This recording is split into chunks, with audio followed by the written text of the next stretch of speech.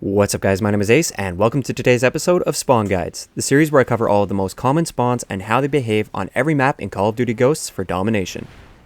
In today's episode, we're going to be covering the map Collision. Let's get into it.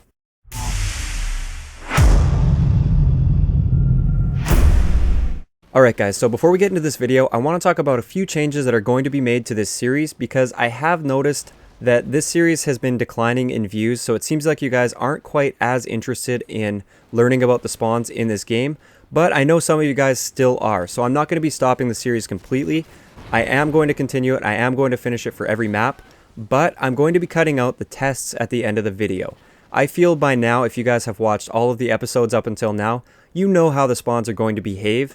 You just need to know the spawn points and then any little tips about certain spawns that behave in kind of an odd manner. So that's what I'm going to be covering throughout the rest of this series. So let's have a look at Collision. Collision's kind of an odd map because the spawns are not just around the edges of the map, they're kind of spread evenly throughout the entire map. So there's spawns all over the middle of the map, as well as some spawns near the edges and the back ends of the map.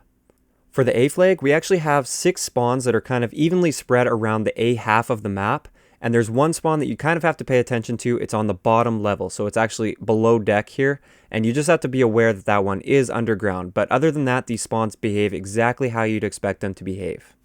For the B flag, it's actually really surprising just how many B spawns are on this map. As you can see, there are 5 B spawns, and they're kind of spread all over towards the middle of the map. So you have the one that's right under the B flag in the same building that the B flag is on top of. There's one inside there. That one's quite rare, but it does happen. Then there's 2 that are kind of pushed up towards the top half of the map as you're looking right now. They look like they should be C spawns, but they're actually B spawns from what I discovered in my research. Now for the other ones, there's one that's kind of pushed up towards the A flag, and this one does look like it should be an A spawn, but that is in fact a B spawn, just like the opposite end. Those ones look like they should be C spawns, but they are in fact B spawns. And then finally we have the one that's on the bottom right as you're looking at it now. And that one is just kind of out in the open. It's not a very common spawn because it is so open, but it does happen every now and then. Alright, so finally, let's have a look at the C spawns. The C spawns on this map are actually some of the easiest spawns to predict, and it's actually quite easy to spawn trap people at the C flag on this map because of that. We actually have 3 spawns that are kind of along the back edge of the map. There's a couple that are on the kind of upper level part of the map. There's one kind of on the lower level that's looking down into that destroyed area that goes into the bottom part of the ship. And then there is one that's on the bottom part of the ship.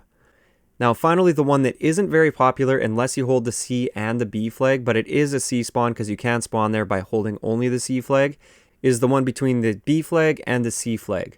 This one is right out in the open and it's looking right at the B flag. So if you have enemies that are pushed up on the map, this spawn is not going to happen for you.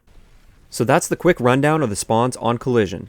Let me know in the comment section below what you guys think of this new layout, this sort of new format for the Spawn Guide series.